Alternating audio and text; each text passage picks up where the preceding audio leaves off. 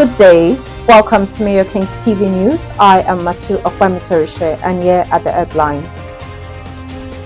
Oghenesivbe urges Urhobo Renaissance Society and Professor Abugu to partner with Delta State Governor.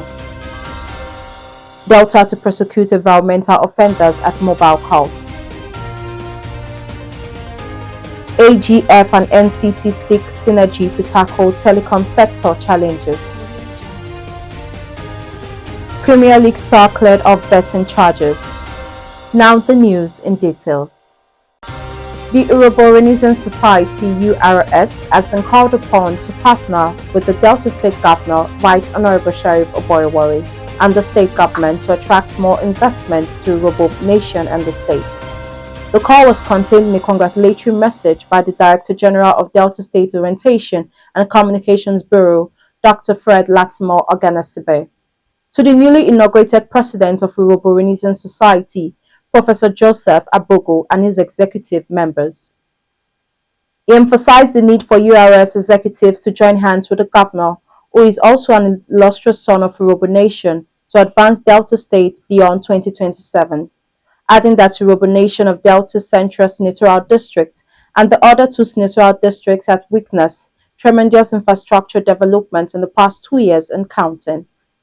He said Urhobo ethnic nationality must of necessity harness the humanitarian capital and vast business connections and economic potentials of our sons and daughters across board to bring about economic transformation and infrastructural development, noting that the high caliber of personalities in URS have the capacity to deliver.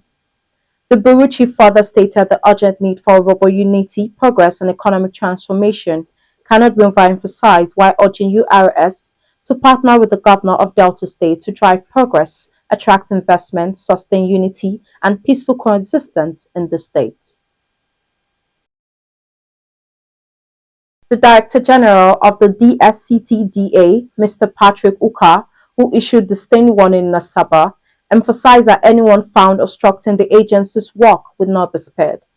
Uka stated, among other things, that the sanitation drive reflects the agency's broader agenda to enforce environmental laws and promote sustainable hygiene practices across the state capital territory.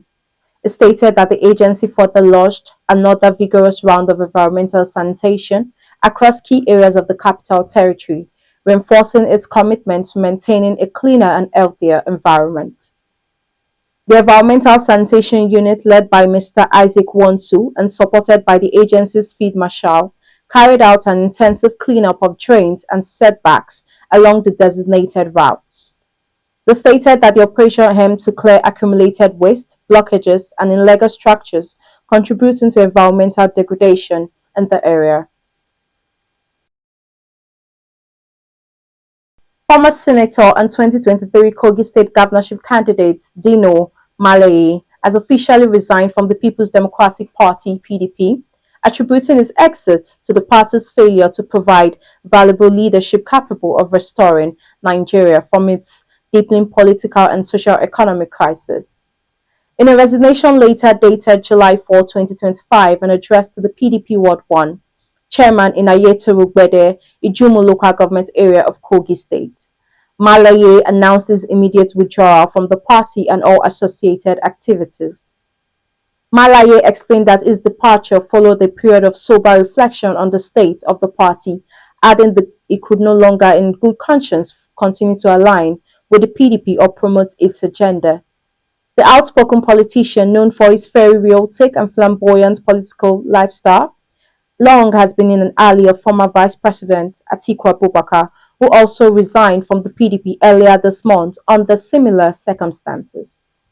Although Malaye and Atiku had yet to declare their next political destination, sources close to both figures suggest that they may be heading to the African Democratic Congress (ADC) as they employ new political platforms ahead of the 2027 general elections.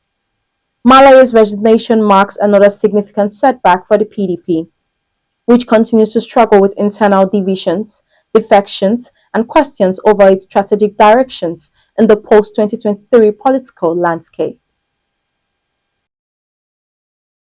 Environmental stakeholders have called for enhanced public awareness on carbon offsetting and climate action, particularly within communities in the Niger Delta, where environmental degradation from harmful human activities remains a growing concern.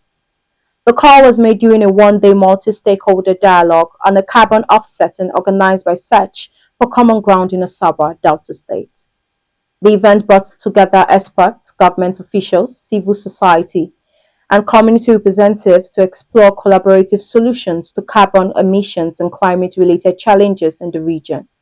The dialogue is part of an 18-month EU-funded project titled A Community-Centered Approach to Transforming Criminality and Violence in the Niger Delta, currently being implemented in Bayelsa, Delta, and Rivers State by a consortium led by Search for Common Ground.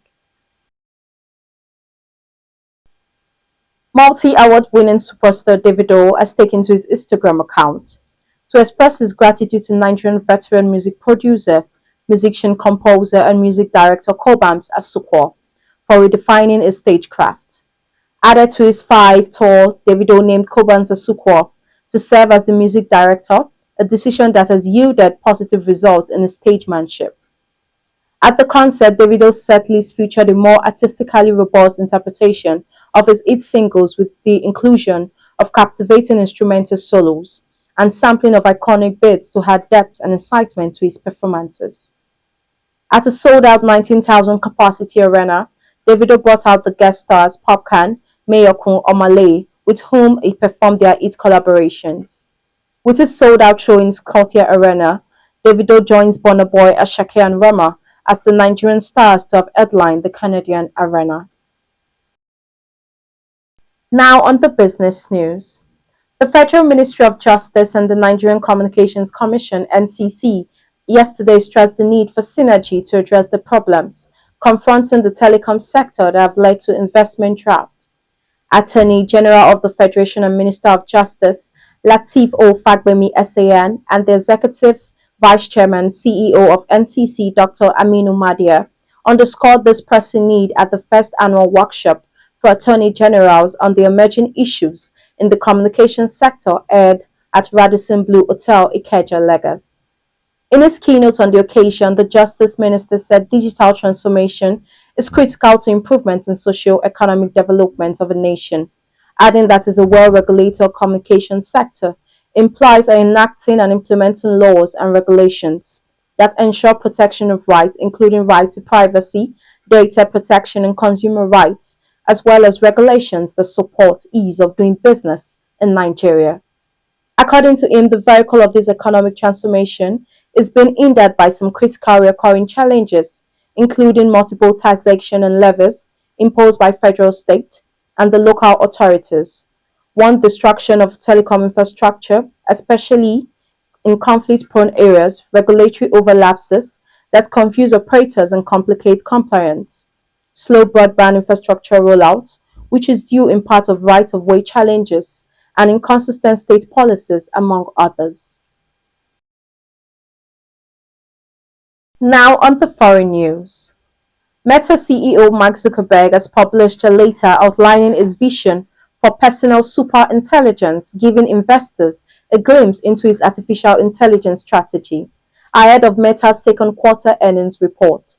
The company has shelled out billions of dollars hiring top AI researchers and engineers in recent weeks, noting that Meta has been racing to keep up with competitors like OpenAI and Google. In June, the company announced plans to invest $14.3 billion in Scale AI and hired its CEO Alexander Wang. Weeks later, Zuckerberg revealed a new business unit called Meta Superintelligence Labs, where employees will work on foundation models such as an open source Llama family of AI models, products, and fundamental AI research projects. However, Zuckerberg's vision of the future also involves something else as in glasses.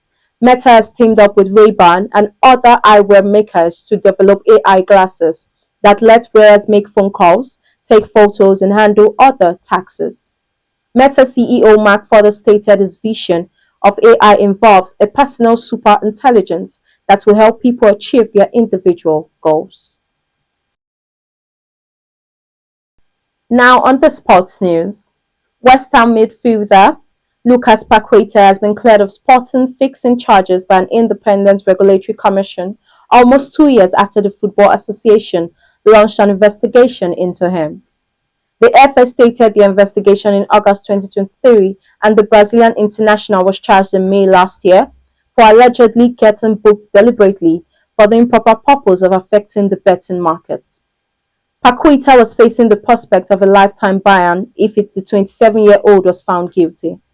The four charges against him related to a Premier League game against Leicester City on 12 November 2022, as well as 2023 fixtures against Aston Villa on 12 March, Leeds City on 21st May, Bournemouth on 12th August. Now a recap on our headlines. Oghenesivbe urges Urhobo Renaissance Society and Professor Abugu to partner with Delta State Governor. Delta to prosecute environmental offenders at mobile court. AGF and NCC seek synergy to tackle telecom sector challenges. Premier League star cleared of betting charges. That's the news as edited by Timiola Emanuela. I am Matsu Okbamitorishe. Thanks for watching.